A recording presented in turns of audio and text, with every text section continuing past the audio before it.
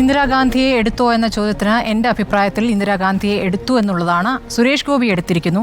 പതുക്കെ പതുക്കെ കേരളത്തിൽ BJPയുടെ മുഖം സുരേഷ് ഗോപിയായി മാറുകയാണ്. അപ്പുറത്ത് സുരേന്ദ്രൻ്റെ മുഖവും വി മുരളീധരൻ്റെ മുഖമൊക്കെ ഫേഡായിക്കൊണ്ടിരിക്കുന്നു എന്നുള്ളതാണ്. ഒരു പുതിയ ശൈലിയിലേക്ക് ഇവിടെ സുരേഷ് ഗോപി വരുമ്പോൾ അത് അരാഷ്ട്രീയ നിലപാടാണ് എന്ന് നമുക്ക് തോന്നാം. അരാഷ്ട്രീയ വോട്ടാണ് എന്നൊക്കെ അദ്ദേഹം പറയുകയും ചെയ്തിട്ടുണ്ട്. തൃശ്ശൂരിലെ വോട്ട് അതൊരു തരത്തിൽ ശരിയുമാണ്. BJP വോട്ട് കൊണ്ടല്ലോ അദ്ദേഹം ജയിച്ചത്. അപ്പോൾ ഒരു പുതിയ തന്ത്രം അദ്ദേഹം സ്വീകരിച്ചിരിക്കുന്നു.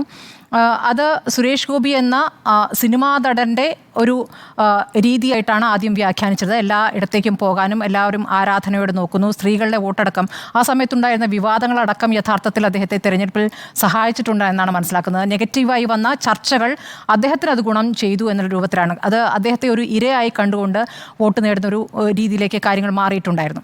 അപ്പോൾ അദ്ദേഹം T. പത്മനാഭനെ കാണുന്നു, ശാരദ ടീച്ചറെ കാണുന്നു, അമ്മയാണ് എന്നാണ് പറയുന്നത്. നേരത്തെയുള്ള ബന്ധമാണ് എന്ന് പറയുന്നു.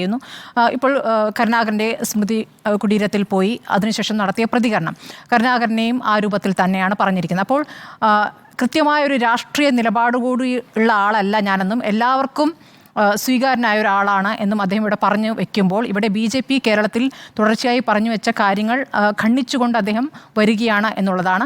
മാത്രമല്ല ഇവിടെ കേരളത്തിൽ BJPയുടെ സ്ഥിതി നോക്കുകയാണെങ്കിൽ അങ്ങോട്ടും ഇങ്ങോട്ടും നേതാക്കൾക്കിടയിലുള്ള സ്പർദ്ധ അല്ലെങ്കിൽ ഒരാളെയും വളരാൻ അനുവദിക്കാത്ത ഒരു രീതിയാണ് ഇവിടെ ഉണ്ടായിരുന്നത്. അതിനെയൊക്കെ മറികടന്നുകൊണ്ട് കേന്ദ്രത്തിൽ നിന്നും ഇറക്കിയ നേതാവാണ് സുരേഷ് ഗോപി. അപ്പോൾ കേന്ദ്രത്തിൽ നിന്നും ഇറക്കിയ നേതാവ് ഇവിടെ തെരഞ്ഞെടുപ്പിൽ ജയിക്കുകയും ചെയ്തിരിക്കുന്നു. അപ്പോൾ കേന്ദ്രത്തിൻ്റെ ഉദ്ദേശം നടപ്പാക്കാനുള്ള ഒരു പദ്ധതി നടപ്പാക്കാനുള്ള ഒരാളായി തന്നെ സുരേഷ് ഗോപിയെ കാണേണ്ടി വരും. ഒരു നിഷ്കളങ്കമായ പ്രതികരണമായിട്ട് ഇതിനെ കണ്ടുകൂടാ.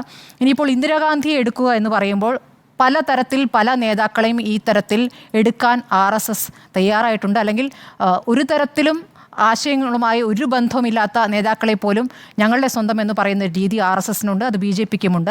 ഇന്ദിരാഗാന്ധിയുടെ രണ്ടാം ഘട്ടം ആ തരത്തിലായിരുന്നു. ഈ സോഷ്യലിസ്റ്റ് നയങ്ങൾ നടപ്പാക്കിയ അല്ലെങ്കിൽ ദേശസാൽക്കരണ പദ്ധതികൾ നടപ്പാക്കിയ, സ്വാതന്ത്ര്യത്തിന് മുന്നുള്ള രാജാക്കന്മാർക്ക് ഉണ്ടായിരുന്ന പെൻഷൻ നിർത്തലാക്കിയ ഇന്ദിരാഗാന്ധിയെ RSS വെറുത്തിരുന്നു. പക്ഷേ അതിനപ്പുറം ഇന്ദിരാഗാന്ധിയെ സ്നേഹിക്കുന്ന ഒരു ഘട്ടവും ഉണ്ടായിരുന്നു. ഈ ബംഗ്ലാദേശിനെ വിമോചിപ്പിച്ച ഇന്ദിരാഗാന്ധിയെ ദുർഗ എന്നാണ് വാജ്പേയി വിശേഷിപ്പിച്ചിരുന്നത്. അതുകൂടാതെ ഈ അടിയന്തരാവസ്ഥ കാലത്ത് കുറേ RSSകാർ ജയിലുണ്ടായിരുന്നു. അപ്പോൾ അന്നത്തെ RSS സർസംഘചാലകർ ഇന്ദിരാഗാന്ധിക്ക് കത്തെഴുതിയിട്ടുണ്ട്. അവരെ വിട്ടയക്കണം, ഞങ്ങൾ നന്നായി ജീവിച്ചുകൊള്ളും, പുറത്ത് പ്രശ്നങ്ങൾ ഉണ്ടാക്കില്ല എന്ന് പറഞ്ഞ് കത്തയച്ചതിനെ കുറിച്ചിട്ടുള്ള വിവരങ്ങളൊക്കെ ഇന്ത്യ ടുഡേയിൽ ഈ അടുത്തൊരു ലേഖനമായി വന്നിട്ടുണ്ട്. അപ്പോൾ അങ്ങനെ ഒരു ബന്ധം RSSന് ഇന്ദിരാഗാന്ധിയുമായിട്ട് ഉണ്ടായിരുന്നു. ഇനി ബന്ധമില്ലാത്തവരെയും എനിക്കൊപ്പമുള്ള ആളാണ് എന്ന രീതിയിൽ വ്യാഖ്യാനിക്കാൻ ഒരു ബുദ്ധിമുട്ടുമില്ല. ഇപ്പോൾ ഗാന്ധിജിയെ ഗോഡ്സെ വധിച്ച ഗാന്ധി സ്വന്തമാണെന്ന് ഇപ്പോൾ പറയാൻ ഒരു മടിയുമില്ല. അതോടൊപ്പം തന്നെ ഹിന്ദു മതത്തെ ഭീകര സംവിധാനം എന്നാണ് വിശേഷിപ്പിച്ചിരുന്നത് BR അംബേദ്കർ. അംബേദ്കറിനെ ഇപ്പോൾ സ്വന്തമാക്കി ഇപ്പോൾ മോദിയൊക്കെ എത്ര തവണ പറഞ്ഞു കഴിഞ്ഞിരിക്കുന്നു. മാർക്സിസ്റ്റ് ആശയങ്ങൾ നെഞ്ചേറ്റിയ ഭഗത് സിംഗിനെ സ്വന്തമാണ് എന്ന് പറയുന്നു. അപ്പോൾ ഓരോ രൂപത്തിലും വേറെ ആശയങ്ങൾ പിന്തുടരുന്ന നേതാക്കളെയൊക്കെ പട്ടേലിൻ്റെ കാര്യം നേരത്തെ ഉണ്ണി ബാലകൃഷ്ണൻ ചൂണ്ടിക്കാണിച്ചു. അപ്പോൾ ഇതൊക്കെ സ്വന്തമാക്കുന്ന ഒരു രീതി RSSനുണ്ട്. അത് പറഞ്ഞ് ചരിത്രത്തെ മറച്ചുകൊണ്ട് ഞങ്ങളുടേതാക്കി ആക്കുന്ന ഒരു ശീലം, അത് കുറച്ച് കഴിയുമ്പോൾ പുതിയ തലമുറ അല്ലെങ്കിൽ ഇപ്പോഴത്തെ ജനറേഷന് ഇവിടുത്തെ ആളല്ലേ എന്ന് തോന്നിക്കുന്ന രീതിയിൽ അത് വ്യാഖ്യാനിച്ച് കൊണ്ടുവരാനുള്ള ഒരു മിടുക്ക് RSSനുണ്ട്. അതിൻ്റെ ഒരു ടൂളായിട്ട് ഞാൻ ഇപ്പോൾ ഇവിടെ സുരേഷ് ഗോപിയെ കാണുകയാണ്. അതായത് കേരളത്തിൽ BJP വേറൊരു തന്ത്രത്തിലേക്ക് വരുന്നു. ഇപ്പോൾ ക്രൈസ്തവർക്കിടയിലേക്ക് വന്നതുപോലെ, ഈഴവ വോട്ടുകളിലേക്ക് വന്നതുപോലെ, സവർണ വോട്ടുകളിലേക്ക് പോകാൻ വേണ്ടി കൂടിയാണ് ഇപ്പോൾ കരുണാകരൻ്റെ കാര്യം പറഞ്ഞിരിക്കുന്നത്. അപ്പോൾ ആ രൂപത്തിൽ അല്ലെങ്കിൽ തന്നെ സുരേഷ് ഗോപിക്ക് ആ വോട്ടുണ്ട്, അതിലപ്പുറം കരുണാകരനെ കൂടി സ്വന്തമാക്കുന്നതിലൂടെ അതാണ് ഉദ്ദേശിക്കുന്നത്. അപ്പോൾ മരിച്ചവരെ പറ്റി നല്ലത് പറയുമായിരിക്കും എന്ന് പറയുന്നത് ഇത്തരം പ്രതികരണങ്ങൾക്കിടയിൽ എന്തു പറയണം എന്നറിയാത്തൊരു വല്ലാത്തൊരു അവസ്ഥ പ്രാദേശികമായി ഇവിടുത്തെ നേതാക്കൾക്കുണ്ട് എന്നുള്ളതാണ്.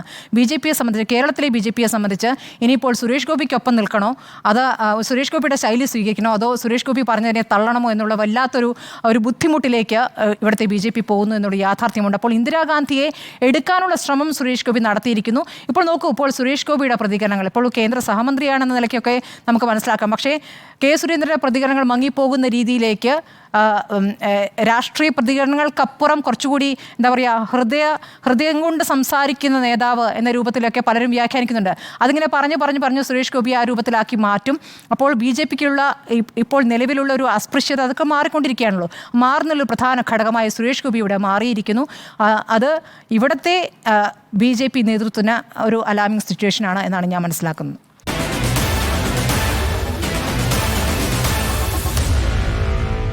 Meet the editors.